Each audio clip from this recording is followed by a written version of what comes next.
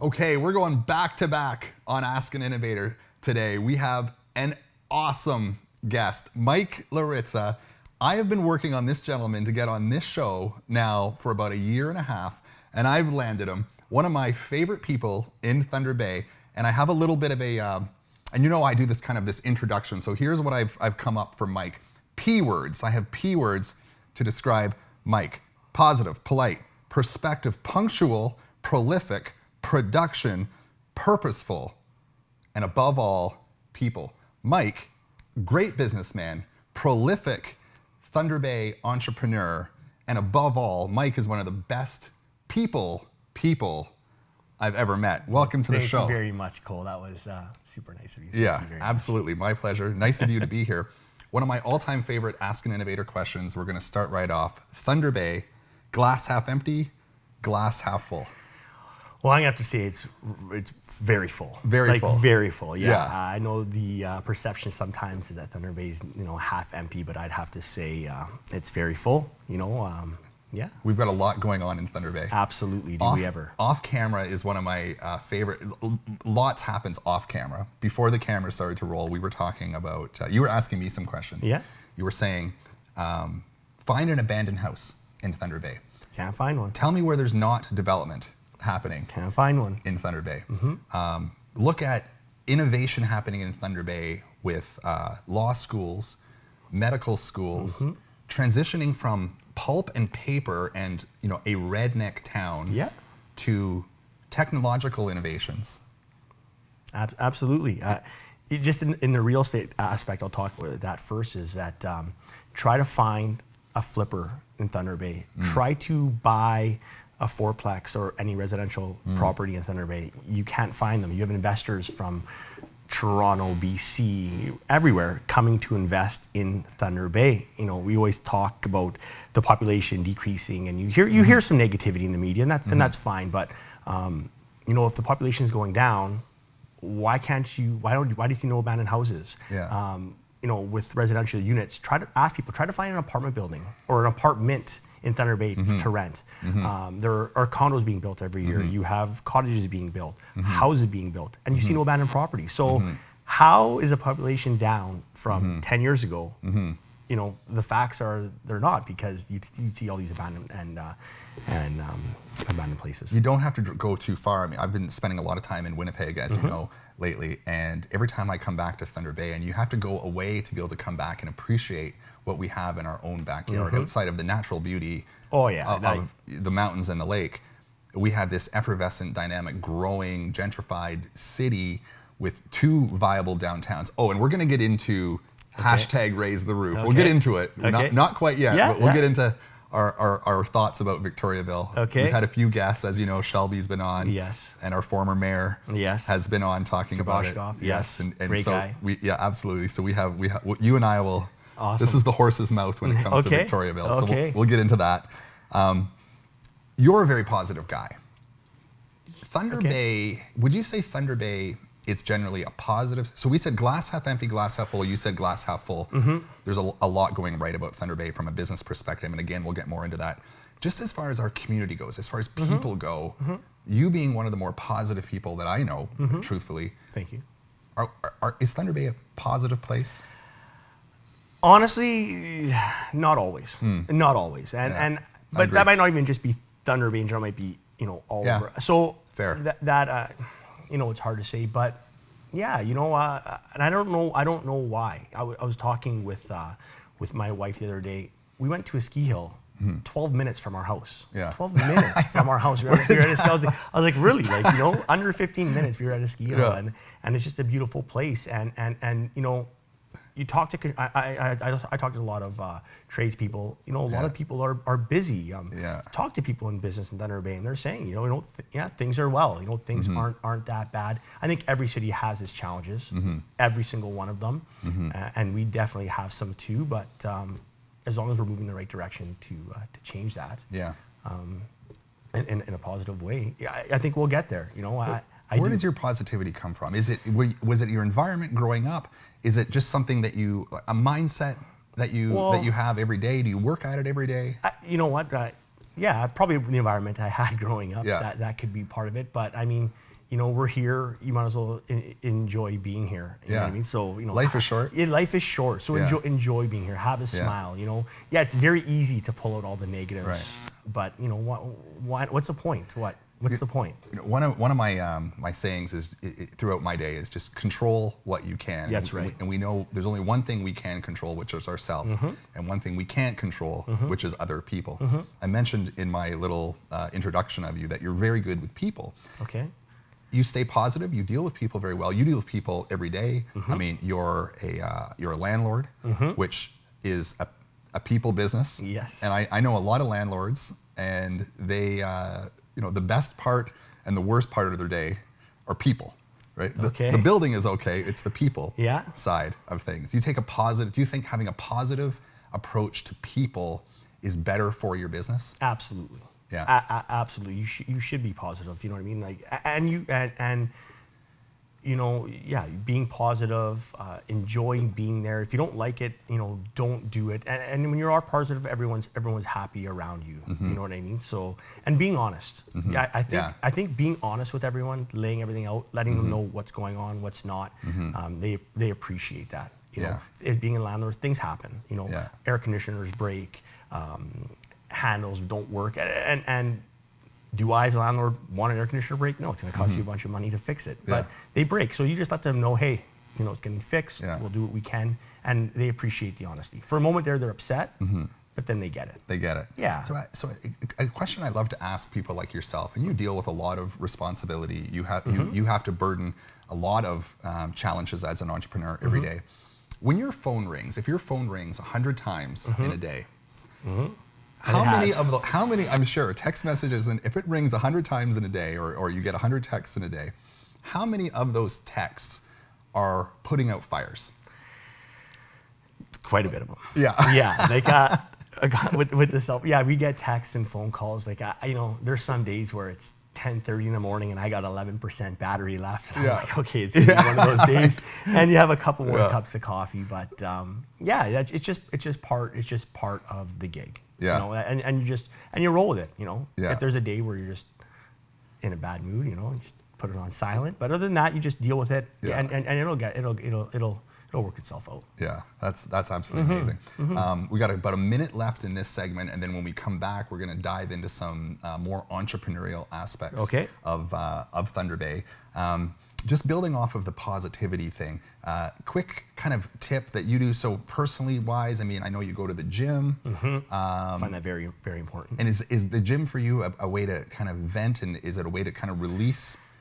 Yes and no. I just feel that, with all the education you hear about being healthy and stuff like that, it's just something you got to do. And I've been going now for the last 10 years. You can't tell today, but the last 10 I think you look great. Yeah, thank you. In the last 10 years, and it's just a routine now. It's just part of your routine, and you just feel good. And you know what? You see a lot of people at the gym. Good place to network. Absolutely. Yeah. Absolutely. And you do, and you see people, and you hear stories, and Yeah. Actually, before I met you, I would see you at a local gym. That's right. And I would always look and I would go, I didn't know who you were at all. I'm like, this guy's happy. He's always half the time on my phone, though, probably. Yeah, not well, really it's like everybody. Like everybody, between do a set and then text and do a set and then text. It's got to be, someone's got to write a book on this phenomenon. Definitely guilty on that. We're going to be right back. Mike Larizza, we're going to be back. We're going to dive into a few more P's. We're also going to dive into hashtag raise the roof, and we're going to talk what it's like to be maybe an investor. If you ever thought about being an investor and how you get there, it's kind of neat. Mike's going to weigh in on that for us. Stay right with us.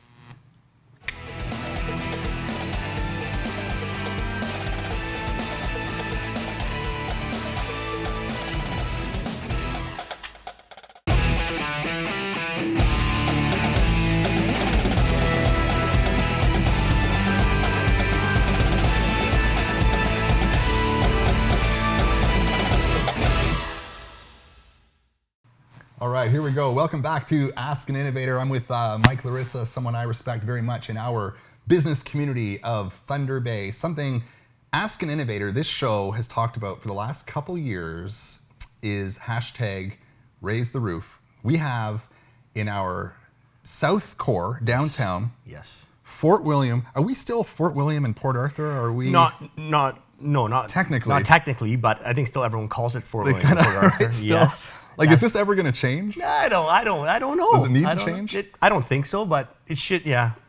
We have this thing in Fort William Yes. called Victoriaville. Yes.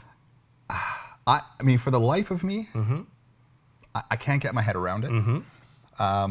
You were gracious enough before I interviewed Ken Boschkoff. Yes. Excuse me, on the show. Our former mayor, great guy, political leader in our community federally as well. Absolutely. You actually armed me with some excellent information, some stats around the costs of Victoria. This is all public information. It is, yeah. Right? Ken and I got into this a little bit. We had a good time. He gave me kind of from a political, as a former mayor, a perspective as to why the roof has not been raised. Okay. Hashtag raise the roof. Yeah. Shelby was on. Yeah. Shelby Ching was on, councillor, downtown Fort William. That's right. You're the most prolific landlord in the area. Yeah, okay, thank you. And your vacancy rate is as high as it can be. You're totally sold out. What does this roof mean to you? What does Victoriaville mean to you? Well, for the area as itself, I think it's time to remove. It's time to raise the roof. Absolutely, it really is. Yeah. Most of the landlords are absolutely on board. A couple things to look at it. It's almost like a blocked artery. Okay. Yeah. When you're going down Well Victoria Avenue, you go away from Fort William, and you don't end up coming back in the heart of Fort William. Yeah. There's so many beautiful buildings. I'd have to say, even including mine. Yeah. It's a chapel building. Yeah. Beautiful, and you don't get to see the architectural landscape of it. So there's so many buildings, and you remove it, and it really does. It costs a lot of money. It could be allocated to something else. It just there's no what am I looking for? There's no access into Victoriaville. The mall closes at 5 o'clock, but places really close at 4 o'clock. Outside of the area, there are very low vacancies. May Street's got amazing landlords and amazing business owners on May Street. Yeah. There are so many young entrepreneurs that are opening there because it's inexpensive rent, and it's slowly turning. There's a bar that's going to be moving there, moving in the next couple of months. So many good things that could happen, and the area itself. There's so many high-paying jobs in 1 kilometer of the center. You have St. Joe's that's in there. You have the city offices in there. You have Revenue Canada that's in there. There are so many people working there. So you have all these people and they have to be there. You know what I mean? Even in the Chapels building, we got about 200 people working there, and not a lot of places to service them. And the only reason is try to be anywhere in Victoriaville Mall or a building adjacent to that, and say, hey, open up your coffee shop Monday to Friday from 9 to 5. Yeah. And at 5 o'clock it has to close. Yeah. Try to get a pub or a restaurant in there with those hours. It's not going to work. Yet, there's enough people just in the building to service this. And then after hours, you could, make a pretty good income. Yeah. So there's no tenants that are really in there. There are still some tenants in there, and they're great businesses. And you don't want to see anyone be affected that way, but I just think there's a better way to spend that money, and they could probably move to another location around the area, and I think it would bode well for everyone in the area. Yeah, as an entrepreneur, would you agree that to some degree we find success in identifying problems and adding solutions? Do you think that's kind of like an entrepreneur 101? Absolutely. Like as a landlord and a person that's heavily invested in the area, I don't want to see anything bad happen to the area. I only want what's good for the area. Same with the other landlords and the businesses, because you know what I mean? Like if we felt Victoriaville was an asset, why would we be asking to move it? Like, what benefit would that do? Yeah. We've listened to our tenants who've explained the challenges of it. We've listened to it all, and it will affect some people negatively, and that's you hate to see that, but I think who might it affect negatively? There's a couple tenants in there, well, and they would have to move. Fair. There's a couple. Yes. Is there one tenant? Well, there's two. And they're under the same banner. They're the same brand. And they're like I said. I think you're being very kind. by saying But there that. would be some people. A couple. Okay, people. affected. So Yeah.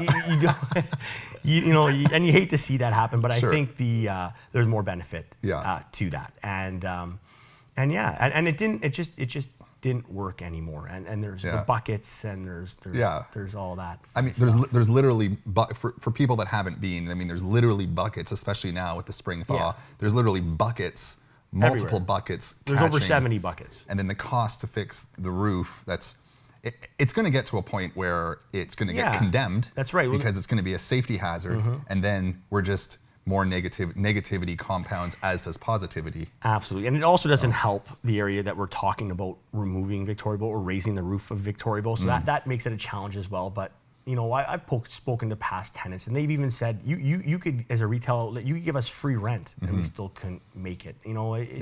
Like really, it just doesn't work anymore, and that's fine. Things run their course, and I'm hoping that we could find a way. So what would it take? Would it take an individual to mobilize a bunch of people to go to City Hall?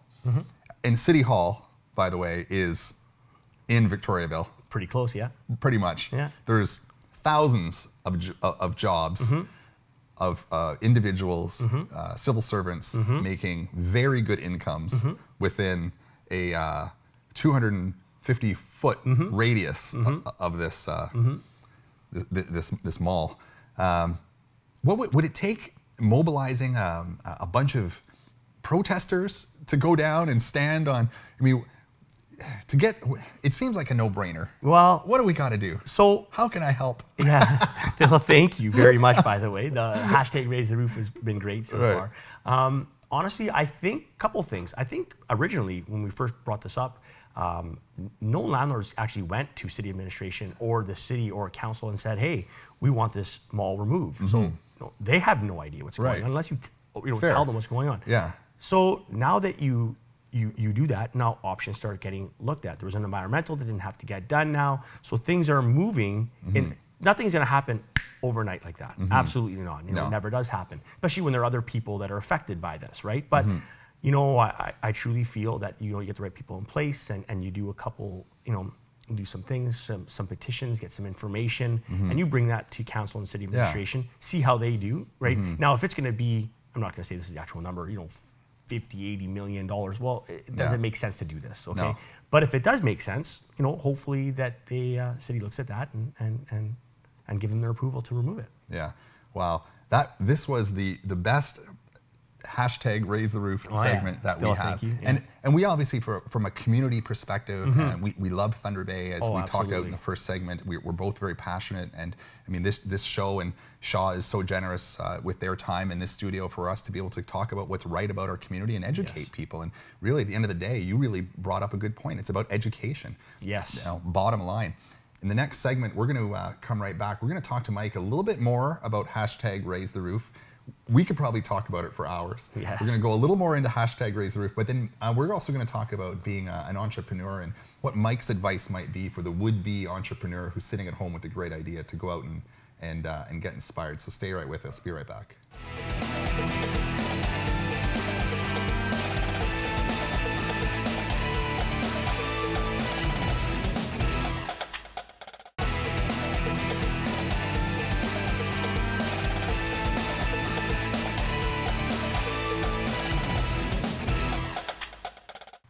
Welcome back to Ask an Innovator. Hope you enjoyed our wonderful programming so far. Mike Larizza has some very interesting perspectives on something near and dear to us. Hashtag Raise the Roof. We've had on the show former mayor. We've had federal cabinet minister. We've had on the show a current longstanding city councilor and now local entrepreneur. There's a lot right happening in downtown Fort William. Absolutely. There's a lot of new businesses, hip, cool spots. We have some wonderful local, handmade, locally founded businesses happening there. There's some hot sauce companies. There's some cool coffee companies happening. There's a bar that's kind of moving away that will kind of move some kind of characters a little bit. taking that roof off, you're going to see a flow of people, Access. patios. Yes. Yeah. Hoping so. I think it's going to be absolutely amazing. I mean, and I really appreciate just your candor and commitment to the cause. Thank you. Yeah. As I do with you as well. Yeah. Thank you. Yeah, that's great. Yeah, I think it's going to be absolutely amazing. So let's kind of switch gears a little bit. Let's talk about kind of entrepreneurship. Building off of the theme about Thunder Bay being fantastic. Off camera, you mentioned to me, and now you're an investor. Yes. You and your group you do some venture capital, angel investment. A lot of people don't know what that is, or even how they hear about these terms on Dragon's Den and Shark's Tank, and you're kind of that guy. You and your group are those people. You made a recent investment into the tech space. Yes. That's now here in Thunder Bay, and you were talking off camera how great the Innovation Center is. Yes. Can you build off this a little bit? Yeah. So I've never really been to the Innovation Center before. Yeah. And I was asked to go there, and then they did some renovations at the Con College. And I don't think people understand how nice of a facility the Innovation Center is. It is absolutely amazing. Right. For anything. You can start up if you want to build something for engineers and anything. If you want to do something tech, they have a hub there. They have administrators. They can help get you funding to start this off. You could rent the space for them. It's absolutely amazing. I urge people to go check this out. Wow. It is absolutely amazing what we have in Thunder Bay. I don't think a lot of people know about it, but you should definitely go check that out. Wow. And when did you find out about it? Going on this investment group. And are you based to some degree out of the Innovation Center? You're using their facilities to we use build our facilities. The Innovation Center will find someone that they recommend, and then they make sure everything's in order, and then we'll meet with them at the Innovation Center. You'd probably suggest I get someone from the Innovation Center on this show. Absolutely. Probably sooner than later. Absolutely. Okay, you could probably connect me with somebody there. All right, we'll do that. And it's a beautiful facility. So, on the one investment, there is a tech company in Thunder Bay. They have about 3,000 to 4,000 square feet of space. They have hired 18 tech jobs in Thunder Bay. They are bringing people from all over to come here. Sub-tech contractors, I find that funny to say, but and they want their office built. Here working with them. The connections that they have made with these national companies on their boards is amazing, and they want to stay in Thunder Bay. And this was all help from Northern Ontario Heritage Fund, and you have the Innovation Center, and you have all these great organizations on board. And it looks like they're definitely moving in a positive direction. If not, they've created, like I said, 18 full-time jobs in Thunder Bay. Wow. I think tech that's great. jobs. Tech jobs, and that's what we're looking at, tech jobs in Thunder Bay. Again, spending as much time as I do now in Winnipeg, there is a tech bubble happening in Winnipeg. Skip the Dishes, for example, is based out of Winnipeg, and they occupy some 600 jobs in downtown Winnipeg. A lot of people say that tech is a great place for the North. Okay. Why do you think Thunder Bay is a great place for tech for startups, or maybe to locate here? Well, that's great that you said that. Well, first off, I think millennials, they value time a little bit more than the maximum amount of money they can make. And as a millennial or someone that likes to be outside or in the tech industry, Thunder Bay is probably going to be the greatest city. Inexpensive housing, as inexpensive as could be. It is. You have trails, ice climbing, fishing, skidooing, skiing, everything that you can ask for, and you're never in traffic ever, and you're a 2-hour, $300 flight away from downtown Toronto. Yeah, you are. Which you don't have to wait in line at the airport. Right. So, if we can get some more tech companies, I think people would love to be here in Thunder Bay, and with the Innovation Center, we definitely could. It's like a millennial haven in Thunder Bay. And millennials, like to your point as well, millennials value their time. I love how you said that. And they love passive income. They love getting paid while they sleep. The idea of a job 9 to 5 with a salary is, for a lot of that generation, is hard to understand. So we got a couple minutes left. Two questions that we love on the show. Thunder Bay, glass half empty, glass half full. Yes. You answered that masterfully. the last question that we always love to ask people like you, and I got a couple minutes for you, is the would-be entrepreneur, Yes. the person at home on their couch, someone with a job Yeah. that wants to get out there, innovate, entrepreneur, can't quite figure out maybe the risk piece of it, the fear facing of it. Okay. What advice do you have for entrepreneurs? If you love something that you do and you want to be your own boss and do this, there's no secret. You're going to you're going to have to work 16 hours a day, Yeah. 7 days a week. I honestly, people ask me, and I I'm not some wizard or smart person. I literally know how to work. You do. And if you work lots, and I think you'll succeed in anything that you do. So if you want to own a business, and with that being said, I know people that have businesses that don't have to put in all those hours, and they're great. That's great. If you can figure that out, all the power to you. That is an amazing thing to be able to do. Yeah. I have not figured that out at all. Yeah. I think if you count what I make for how many hours it is, it's not that well. Yeah. But with that said, I find if you love something and you want to do it, do it, but you're going to be working a lot of hours doing it. But it's still something that you love, so it doesn't feel like work. If it doesn't feel like work, it's not a job. I showed up at one of your businesses one time, and you were taking out the garbage. Yeah. And I love to see that. Yeah. And right away, and your staff see that. Yeah. Absolutely. And when I asked that question about not a lot of people answer the question the way that you did, which is they identify with long hours and good, hard, honest. You brought up the word honesty at the beginning, and honest, hard work. Yes. Really goes, and there's not really much more to it, is there? No, there really isn't. To owning a business, Yeah. you're going to have to put in the hours. You're gonna put in the hours. Yeah. All right. There we go. That was it. Thank you very much for having me, Cole. Absolutely Appreciate it. amazing. That was Mike. We talked about the P's: positive, polite, perspective, punctual, prolific, production, purposeful, and above all, for the people. Mike Larizza. Thanks for tuning in. See you next week.